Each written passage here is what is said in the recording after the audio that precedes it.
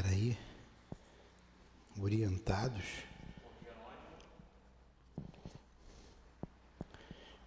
Não é no capítulo 11 que a gente está, não?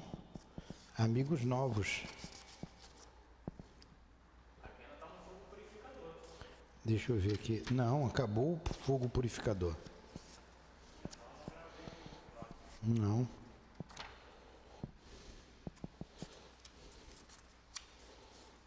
Fogo purificador, acabou. Entramos no 11. Até comecei o 11, eu vou voltar aqui. Vamos começar, que é muito interessante. Embora que eu já estou atrasado.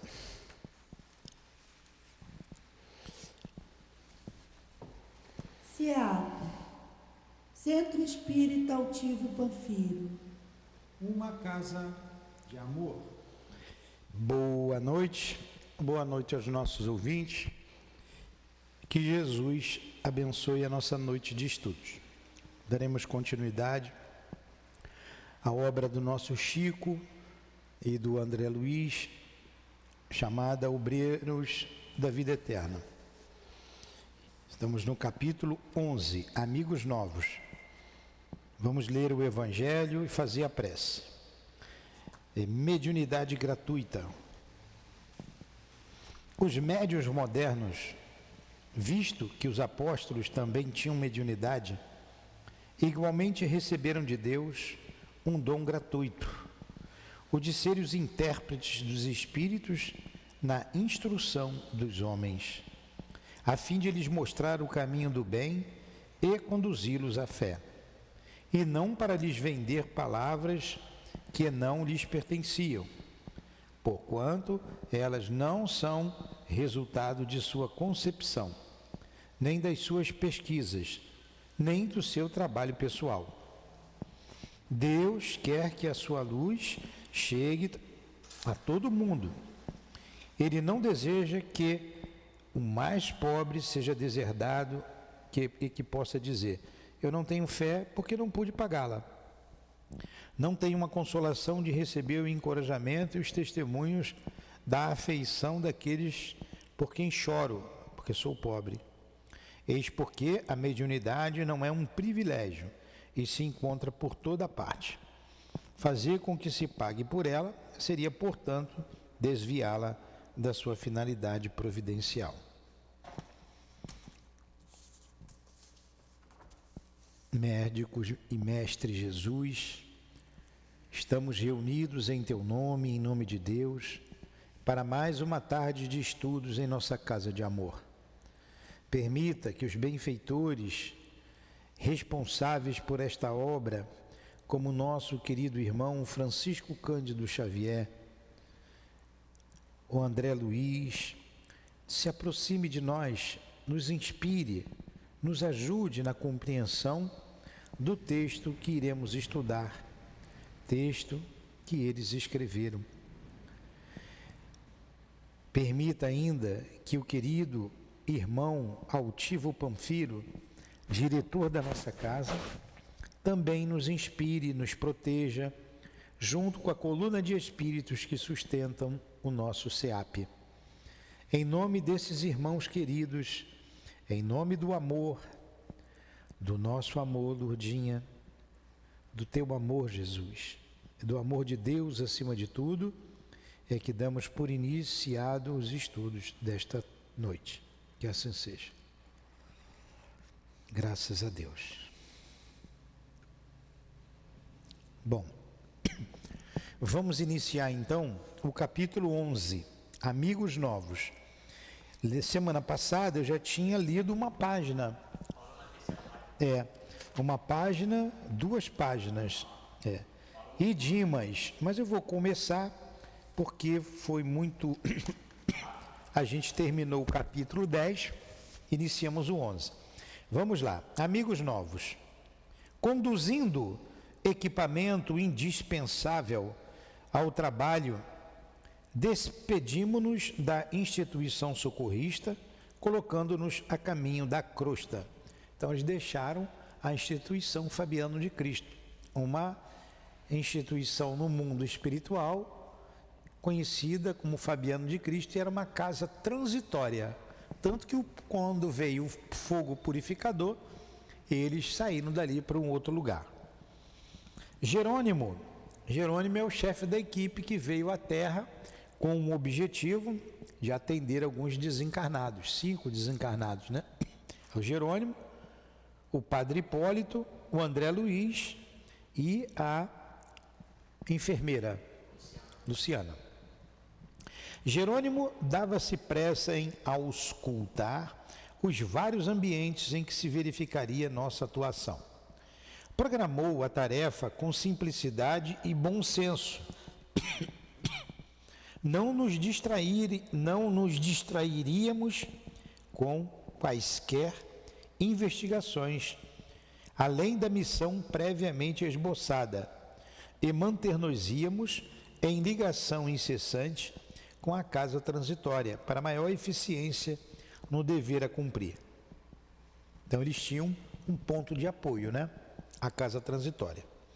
Naturalmente, explicou, seremos forçados a diversas atividades de assistência aos amigos prestes a se desfazerem dos elos corporais do plano grosseiro, e a fundação de Fabiano será nosso ponto principal de referência no trabalho.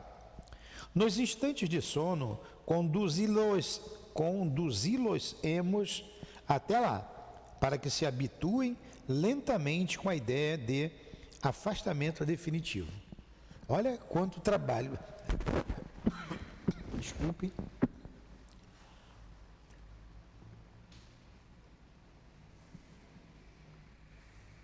O André Luiz vai até perguntar, com todo mundo é assim? Né? Ó, durante o sono, vamos pegar essas pessoas que estão prestes a desencarnar, vamos levar lá para o Lar Fabiano de Cristo, para eles se habituarem no mundo espiritual. Que coisa boa, né?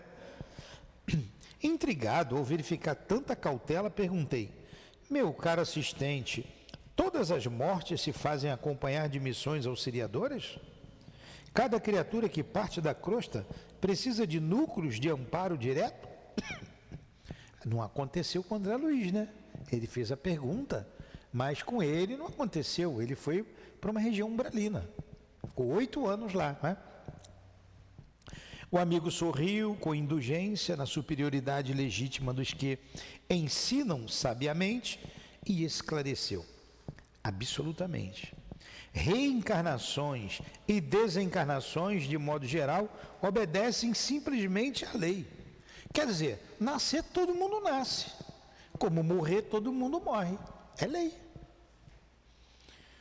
Há princípios biogenéticos orientando o mundo das formas vivas ao ensejo do renascimento físico e princípios transformadores que presidem aos fenômenos da morte, em obediência aos ciclos da energia vital em todos os setores de manifestação. É uma coisa coerente, né? A doutrina espírita não dá para viajar na maionese, porque o motivo que usava muito essa expressão, viajar na maionese, porque ela é muito coerente.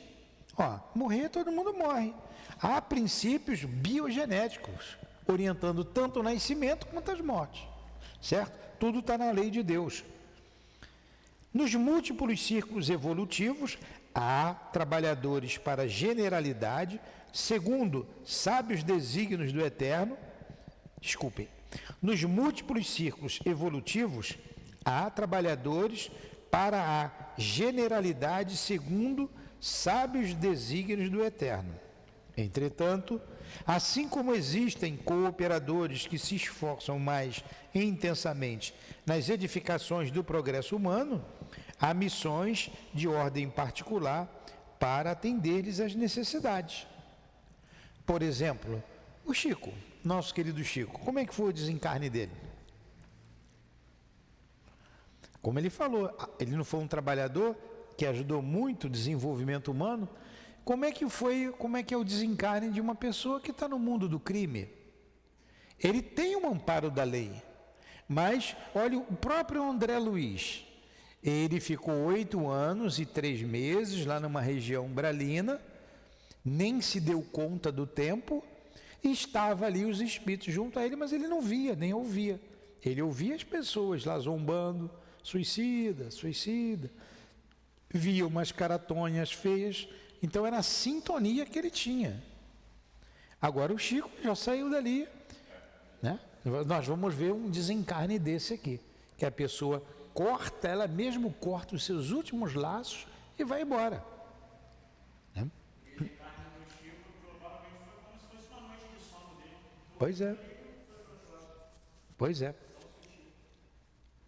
Aí ele prossegue aqui. Como é o desencarne de um suicida? Não que ele não esteja e não tenha um amparo da lei de Deus, mas é diferente do desencarne de um homem de bem. É isso que ele diz. Sentindo-me a estranheza, Jerônimo prosseguiu. Não se trata de prerrogativa injustificável, nem de compensações de favor.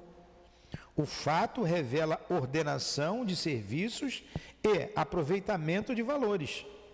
Se determinado colaborador demonstra qualidades valiosas no curso da obra, merecerá, sem dúvida, a consideração daqueles que a superintendem, examinando-se a extensão do trabalho futuro.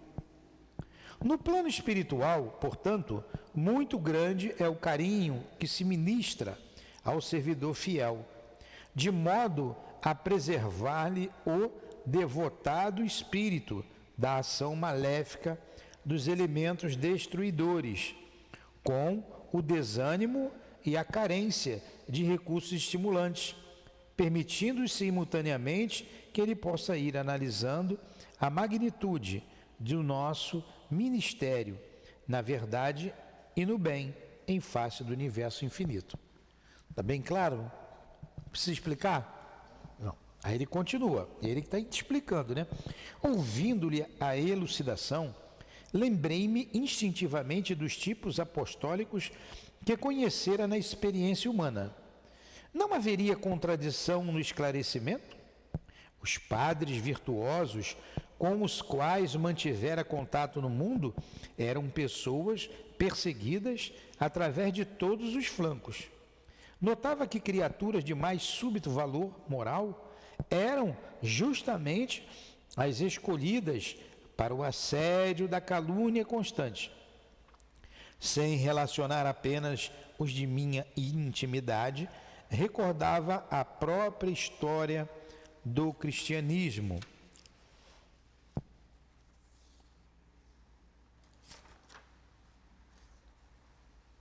Não era, porventura, cheia de exemplos? Os temperamentos, por muitos anos fervorosos na fé, haviam sido pasto de feras.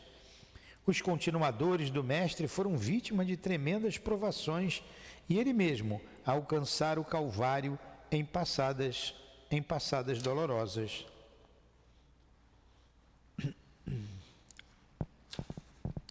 O assistente percebeu o jogo de raciocínios que me desdobrava no íntimo e esclareceu.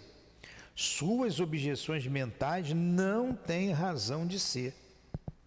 As concepções humanas do socorro divino é viciada desde muitos séculos. A criatura pressupõe, no amparo de Deus, o protecionismo do sátrapa terrestre. Espera a perpetuidade de favores materialísticos injustificável, destaque entre os menos felizes, dominação e louvor permanentes.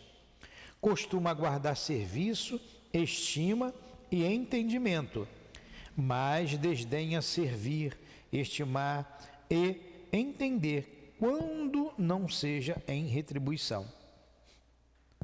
Olha o que ele está dizendo. Então, ao entendimento religioso da vida futura, não é porque eles entendiam daquela forma que a lei não se cumpria, a lei foi sempre a lei. Muitas decepções eles tiveram. Não tem favoritismo na lei de Deus. O subsídio celeste traduz-se por benditas oportunidades de trabalho e renovação. Chega muitas vezes ao círculo da criatura como se foram gloriosas feridas, magníficas dores, abençoados suplícios. Enquanto predominem na crosta planetária os impulsos de animalidade primitiva, os agraciados pela bênção divina serão, em sua maior parte, representantes do poder espiritual, os quais de maneira alguma ficarão isentos de testemunhos difíceis nas demonstrações imprescindíveis. Não que o Senhor intente transformar discípulos em cobaias, mas pela imposição natural da obra educativa, em que a lição do aluno atento e fiel deve interessar a classe inteira. O que quase sempre parece sofrimento e tentação, constitui bem-aventurança, transformando situações para o bem e para a felicidade eterna. Então você vê a vida do próprio Cristo. Ele precisava sofrer o que sofreu. Calúnia, um grupo levantou falso testemunho contra ele, tortura, né? Humilhação, tortura, e foi Jesus. Ele precisava, é como a gente diz sempre aqui, está chovendo, não está chovendo hoje? É um dia chuvoso. Eu vou pegar uns respingos, não tem jeito. Pensa na terra como um temporal, você vem para cá, vai pegar os respingos. É um planeta indócil ainda. Apesar das belezas naturais, é um planeta ainda bastante... É um planeta de expiações e prova. Os dias, as noites, o clima, né? Você tem o deserto, você tem o gelo, um calor escaldante, um frio intenso, né? É um planeta instável. E num planeta instável moramos nós, criaturas instáveis. Ora a gente está feliz, ora a gente está triste, ora a gente está alegre, ora a gente está chateado. Instabilidade. A gente deve buscar a estabilidade. Reclama do sol, reclama da chuva, reclama de tudo. Semana passada aqui, nesse finalzinho, a gente leu até aqui, lembrei de Alcione, no livro Renúncia. Ela morava num lugar de paz. Ela quer vir à Terra. Ela não estava no planeta Terra. Ela veio à Terra por amor a um ser, Pólux. Então ela vem à Terra e ela vai pedir permissão ao benfeitor maior dela, o guia dela. E ele o que diz para ela, Pólux lá não está preparado para isso, não vai adiantar muito não, você vai perder seu tempo. Agora, você vai sofrer desnecessariamente. Você vai passar por situações dolorosas.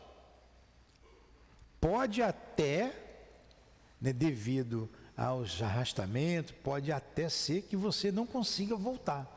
Tenha que ficar lá mais algum tempo. Se você não conseguir vencer todas as tormentas.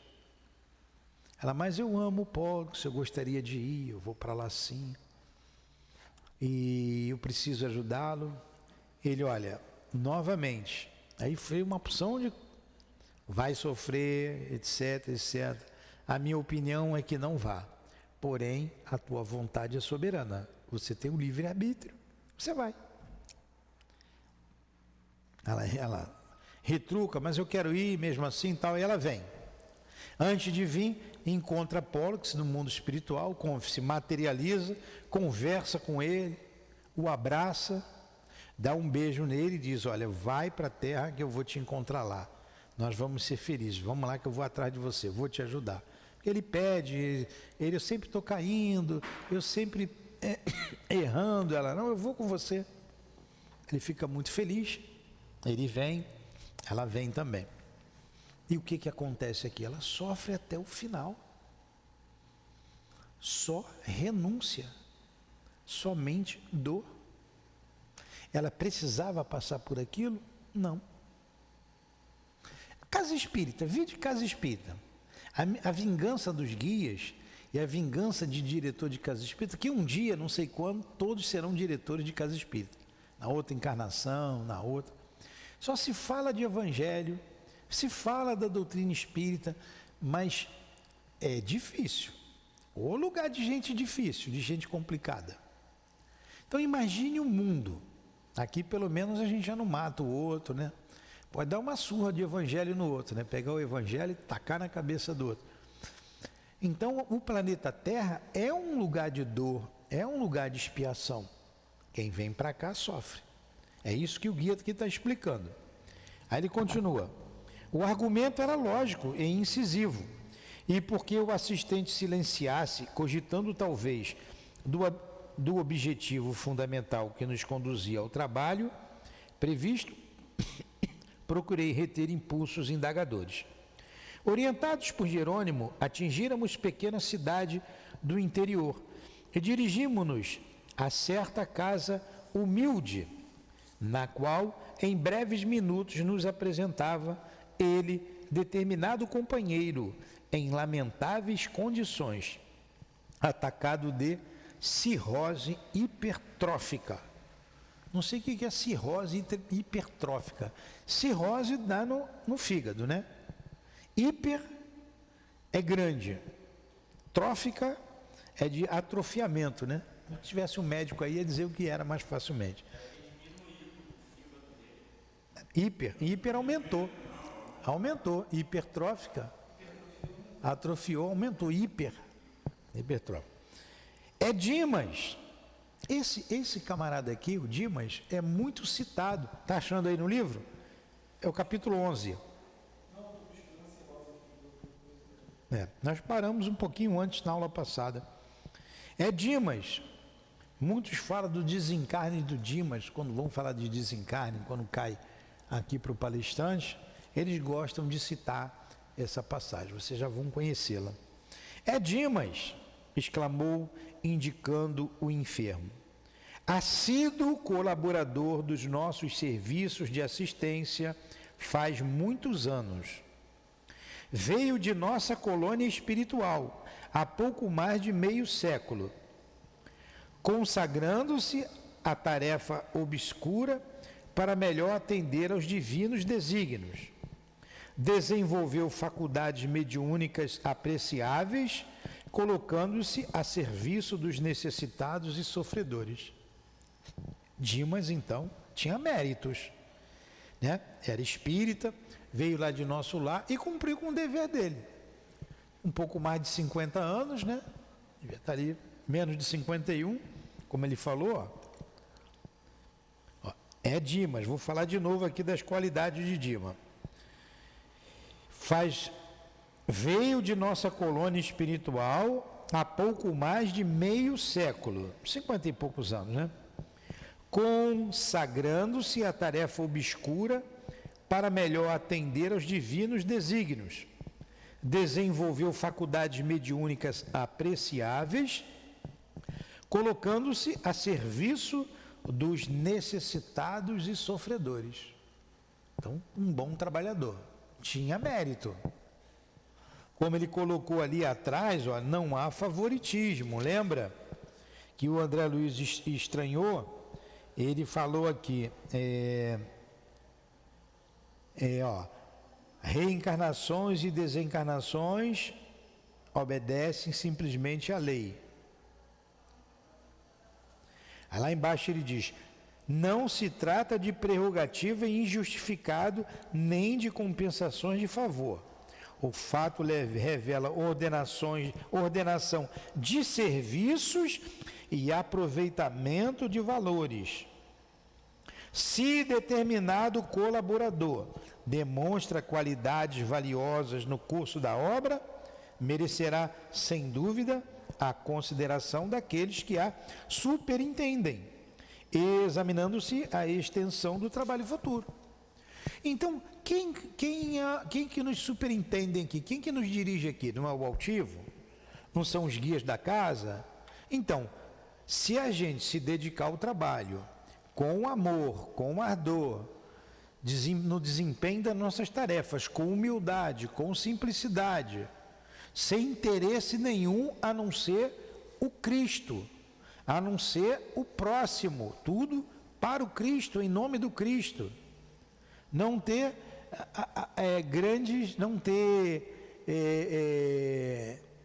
ambições, grandes ambições.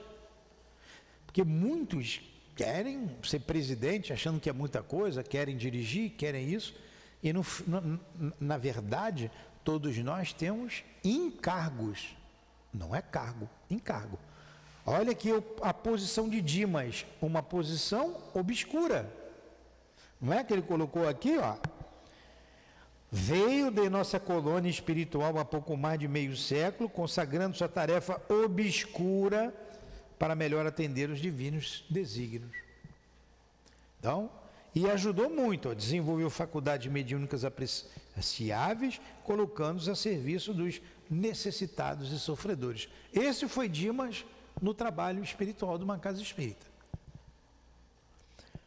O quarto, modesto, permanecia cheio de radiosos eflúvios, denunciando a incessante visitação de espíritos iluminados. Por gratidão a Dimas, hein? Nosso amigo, continuou o assistente, fez-se o credor feliz de inúmeras dedicações pela renúncia com que sempre se conduziu no ministério.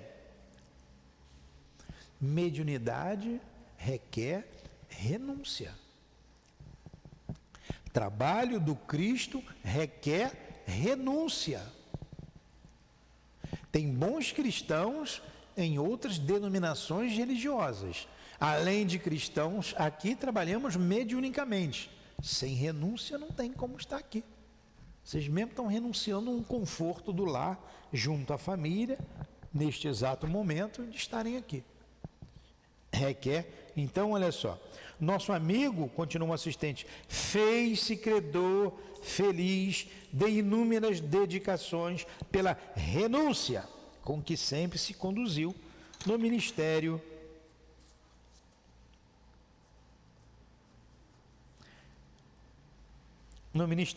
Agora é chegado para ele o tempo do descanso construtivo. Vai dar uma descansada lá. Agradavelmente surpreendido, reparei que o doente se apercebeu da nossa presença.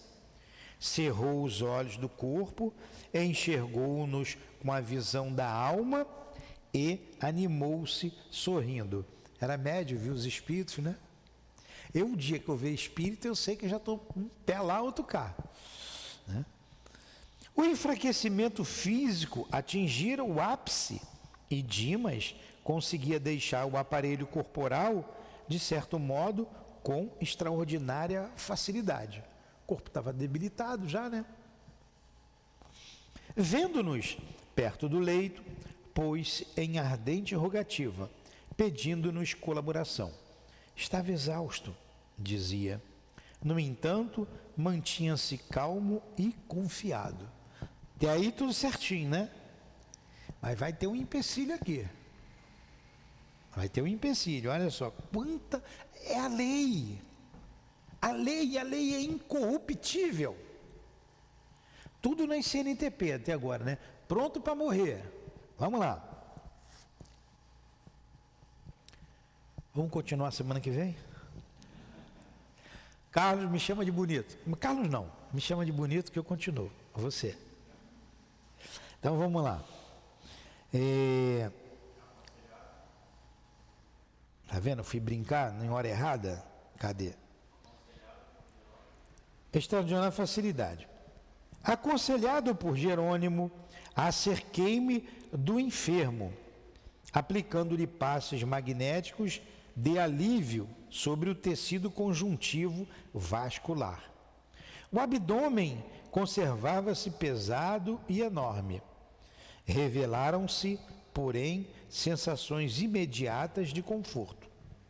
Seguindo-se ao meu auxílio humilde, Jerônimo dirigiu-lhe palavras de encorajamento e prometeu voltar mais tarde. Dimas, em elevado, endereçava ao céu comovedor agradecimento.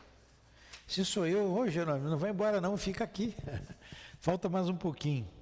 Em breves momentos, dois amigos espirituais dele vieram ter ao quarto, saudando-nos atenciosamente.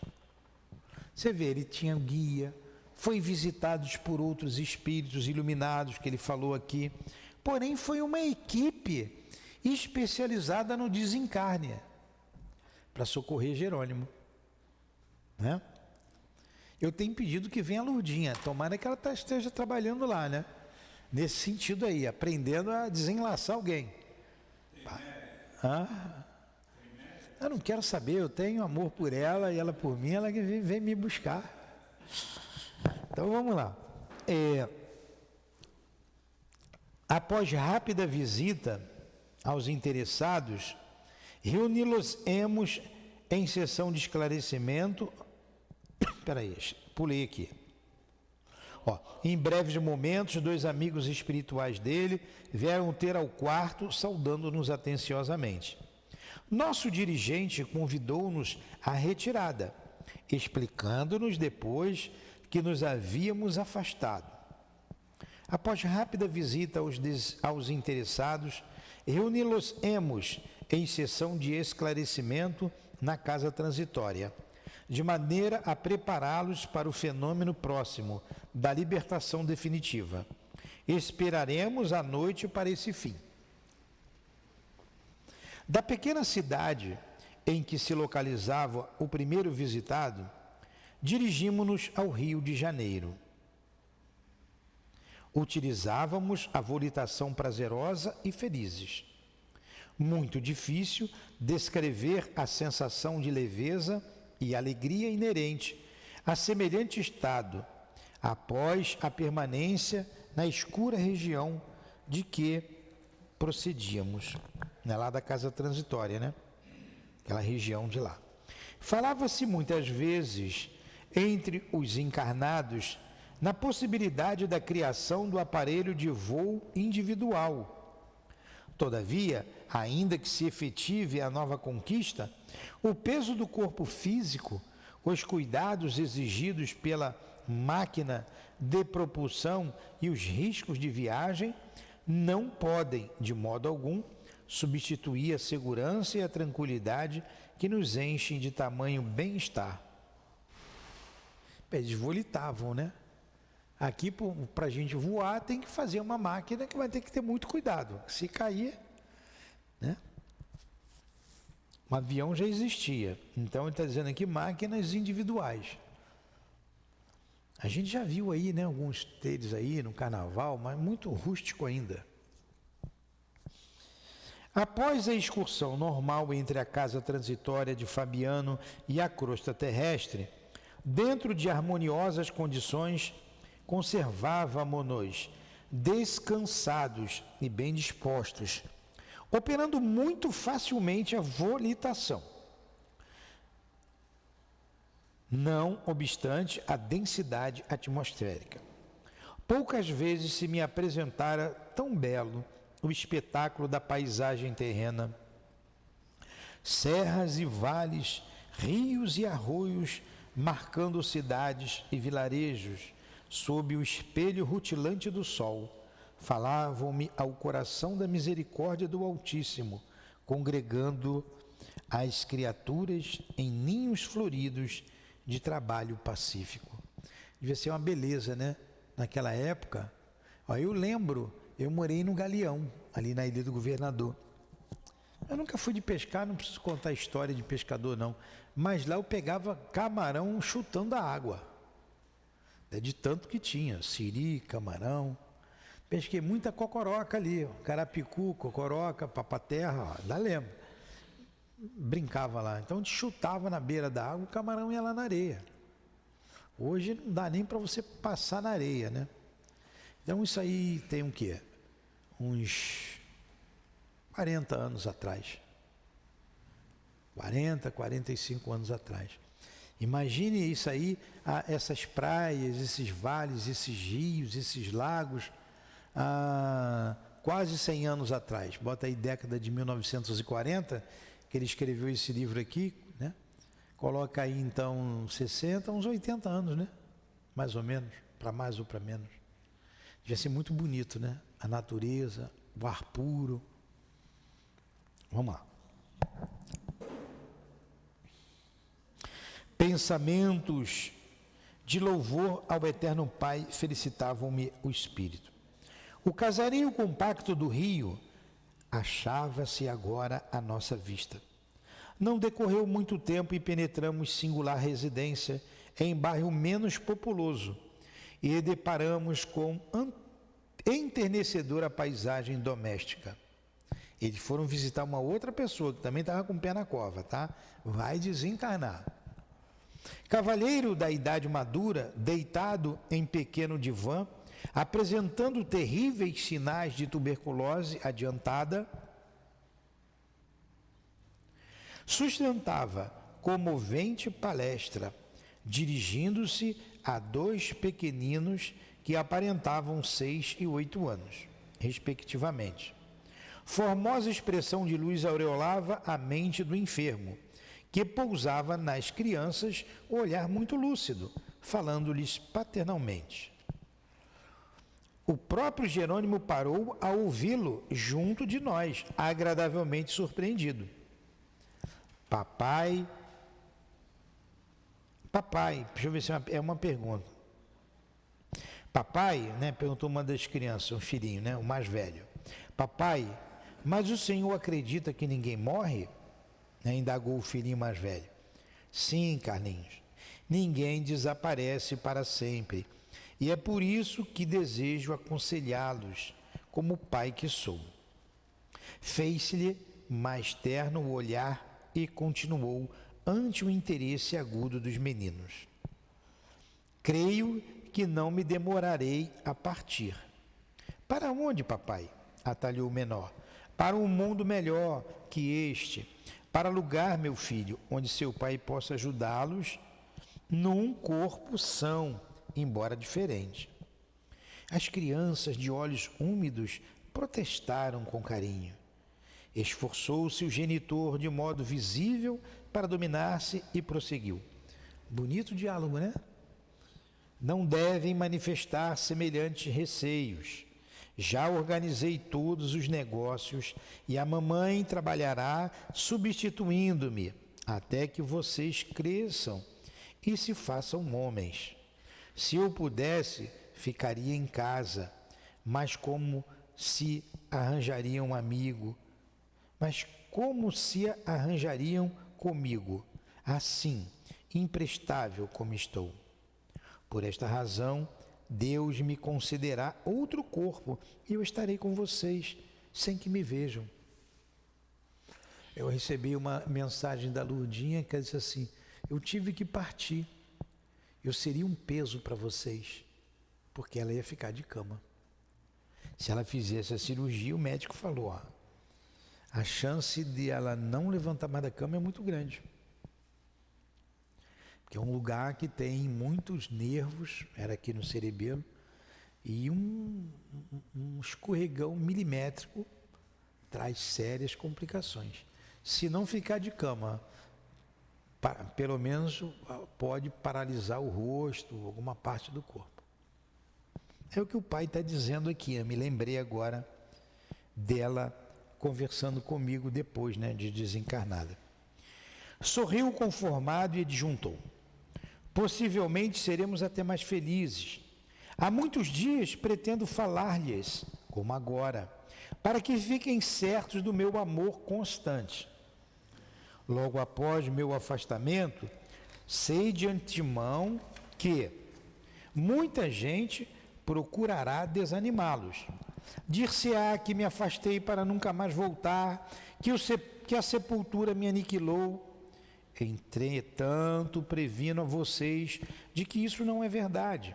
Viveremos sempre e amar-nos-emos uns aos outros cada vez mais. Que coisa bonita, né? Tem que fazer isso com os nossos filhos. Quando ficar doente, começar a sentir. Nós aqui já preparamos desde cedo. Gustavo e Raquel já sabem. Estou trabalhando, a mãe foi uma surpresa, que a gente não pensava naquilo. Então, para não ter surpresa, eu já converso muitas vezes, muitas coisas com eles. Está tudo direitinho na vida deles para que eles prossigam. Reparei que o genitor doente sentia intenso desejo de afagar os rapazinhos, mas, controlado pela ameaça de contaminá-los, impunha imobilidade às mãos sequiosas de contato afetivo. Os meninos enxugavam as lágrimas discretas e, depois de longa pausa, tornou o enfermo, dirigindo-se ao filhinho mais velho. Quer que eu continue ou quer que eu pare?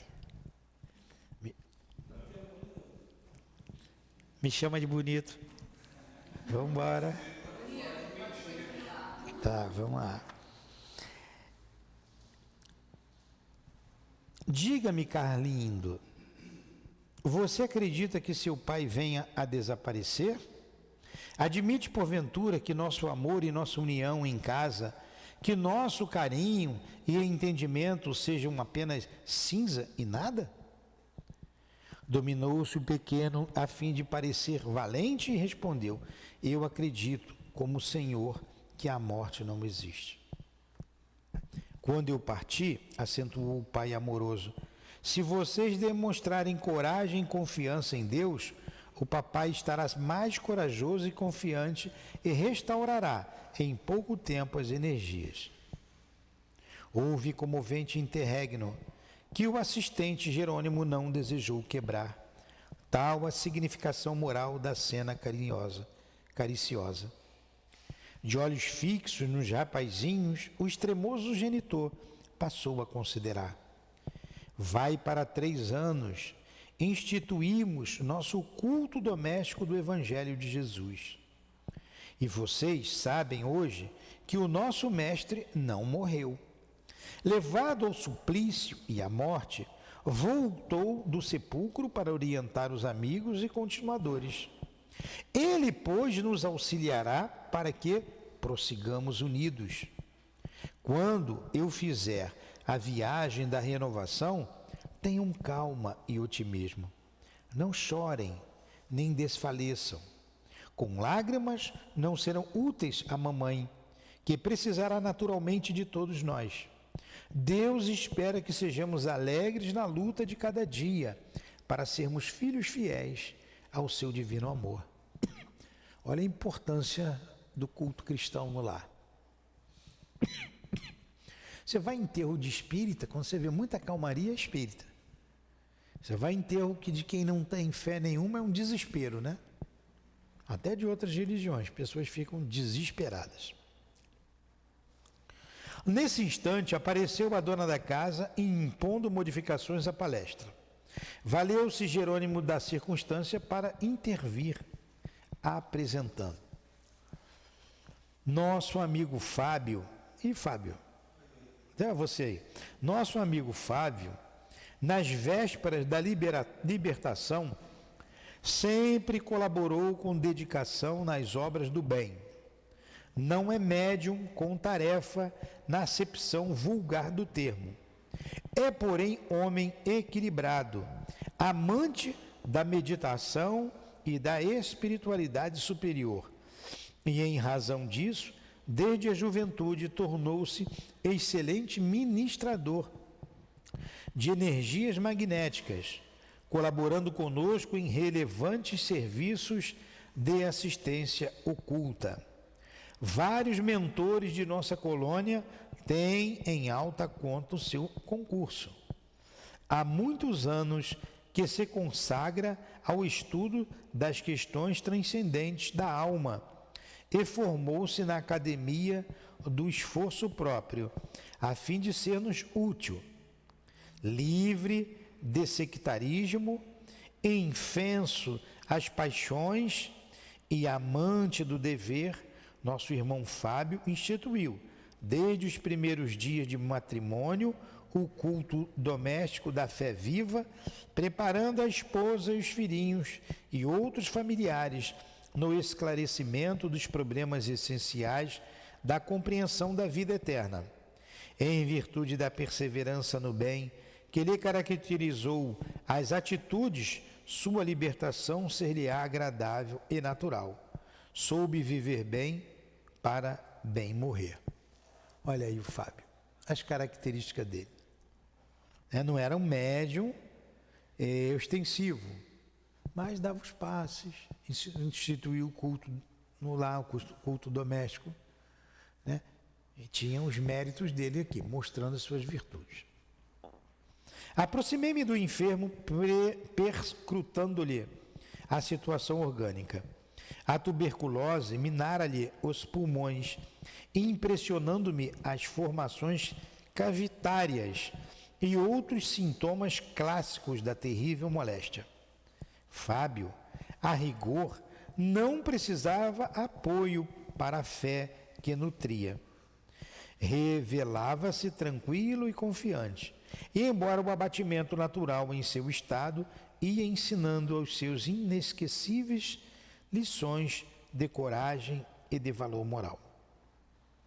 Ensinando aos seus inesquecíveis lições de coragem e de valor moral. Esse é o Fábio. Agora ele vai partir para um terceiro. Ó. Vamos, chamou o assistente. Então, vai visitar depois a irmã Albina, que é muito interessante, não vai dar tempo, agora eu tenho que parar mesmo. Vai visitar depois a nossa irmã